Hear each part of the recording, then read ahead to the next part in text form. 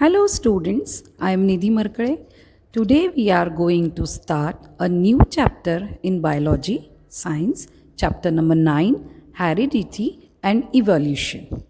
So students, we have seen that reproductive processes give rise to new individuals that are similar but stably different.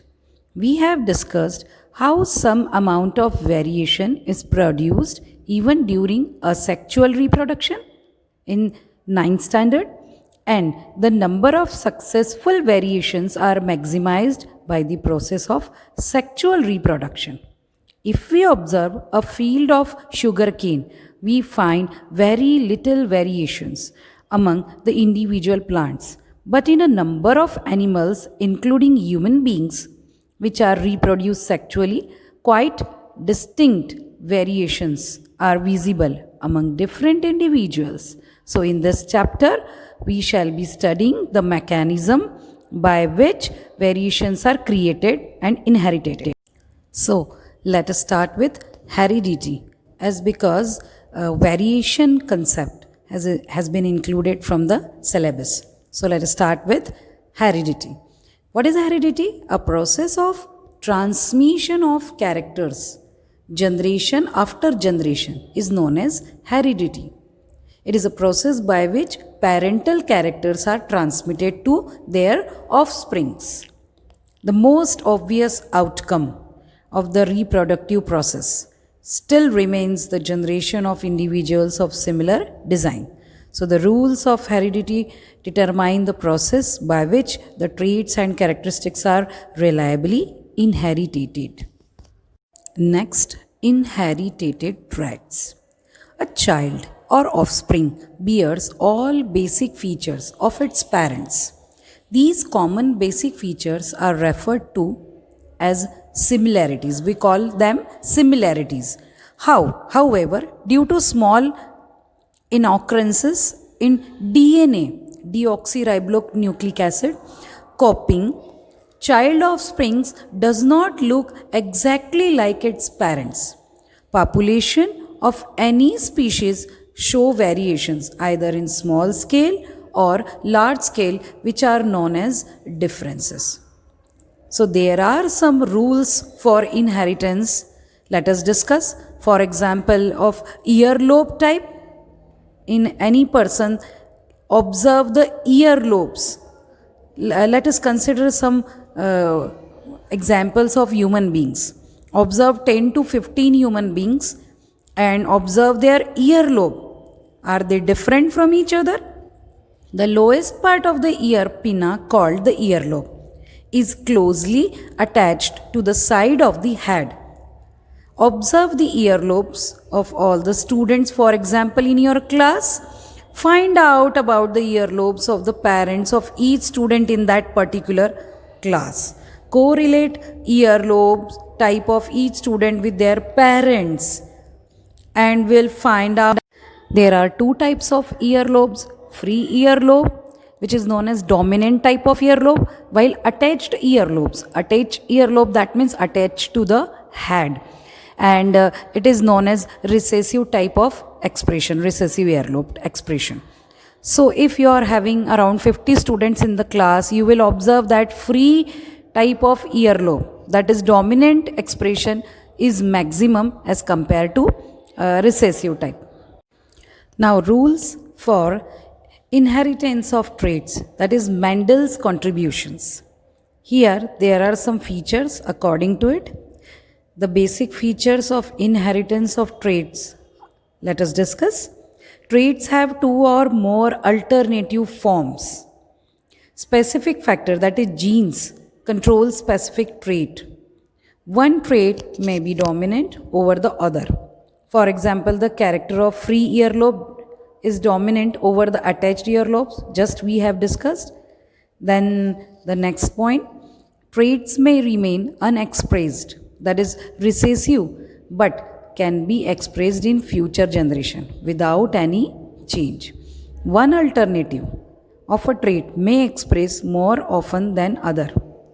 For sexually reproducing organisms, both male and female parents contribute equal amounts of genetic material to the offsprings. These means that each trait can be influenced by both parental and maternal DNA. Here, the rules for inheritance of traits in human beings are related to the fact that both the father and the mother contribute practically equal amounts of genetic material to the child. These means that each trait can be influenced by both paternal and maternal DNA. Now let us discuss this in detail. The gene T for the character of tallness in pea plant is dominant and gene small t is recessive. So let us discuss this in detail according to Mendel's. Mendel selected garden pea plant as an experimental material. The pea plant shows various characters and at least two contrasting expressions for each of the characters. Mendel selected height of the pea plant. The two contrasting expressions for the height of pea plants are tall plants and short plants.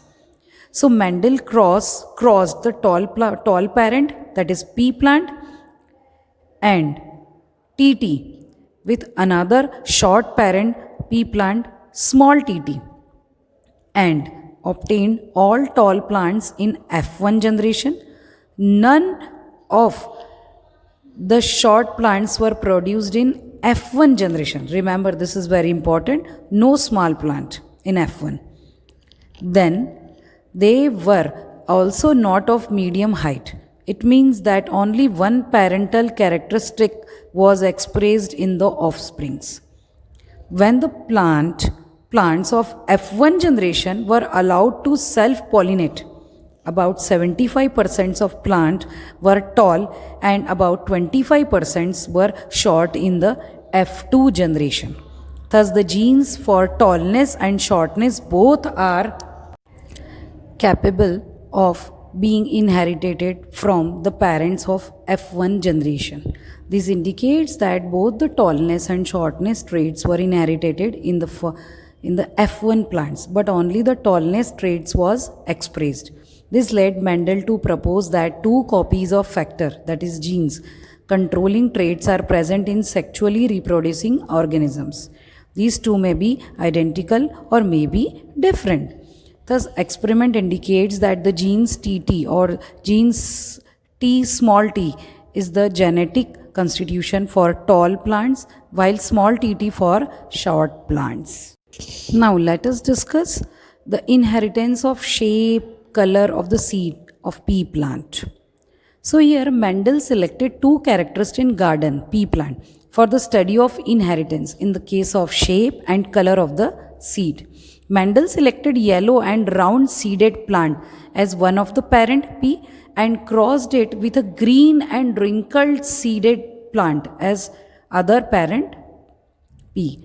If F1 generation all the plants showed yellow and round seeds, that is the yellow color and round shape of the seed are known as dominant characters, just we have discussed in last statement, while the plants of F1 generation having yellow seeds and round shaped seeds, when reproduced by self-pollination or self-fertilization, 4 different combinations were observed in F2 generation.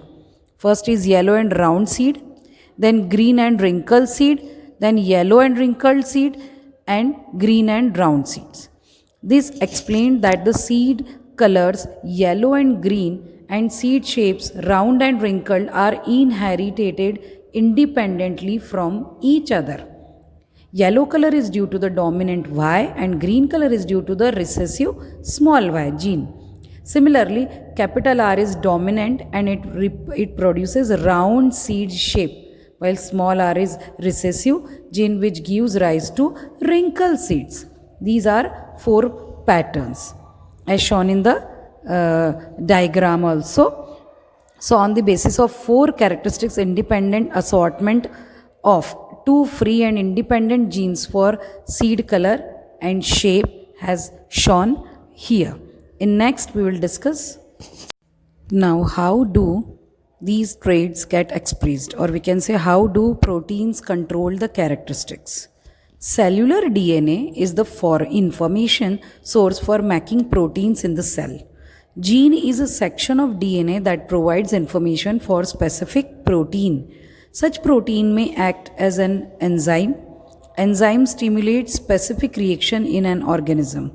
The product that is formed in the reaction imparts specific characteristic. For example, tallness is a characteristic or trait of garden pea plant.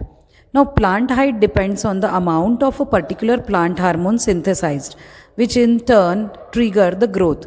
The amount of the plant hormone synthesized depends upon the efficiency of the process for synthesizing respective enzymes.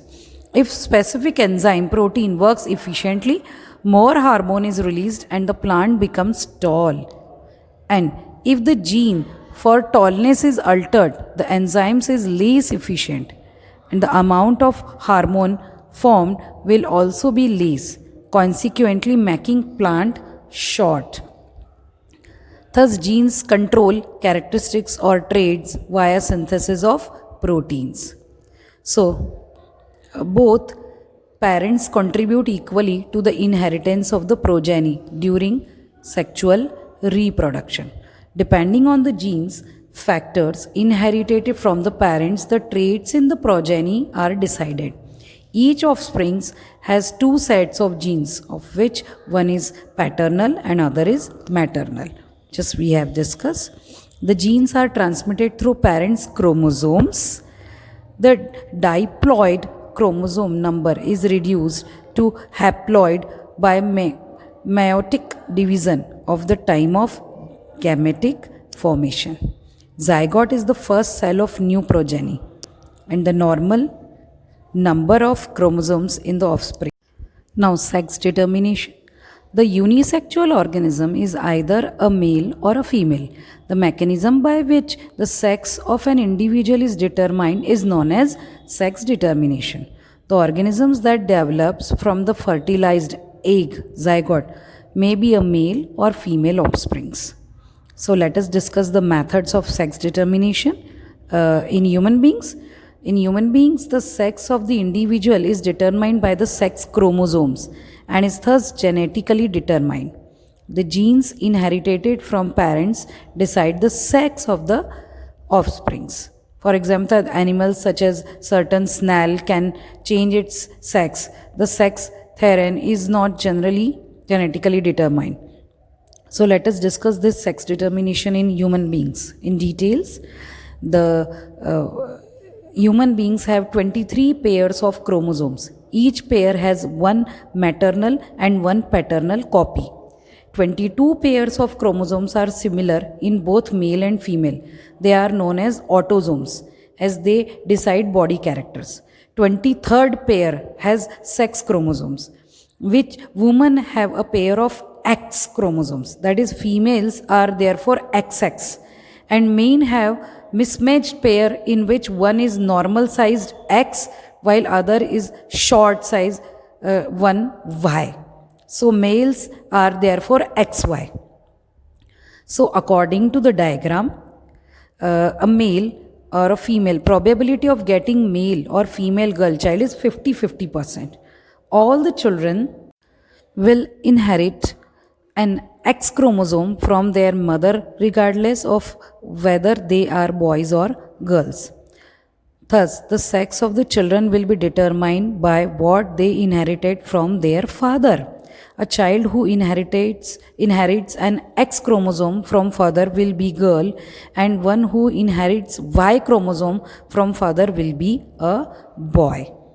So students, I hope you understood the initial part of this chapter.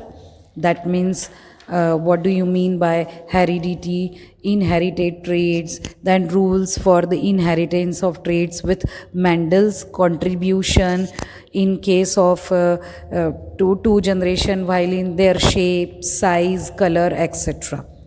Thank you for listening this video.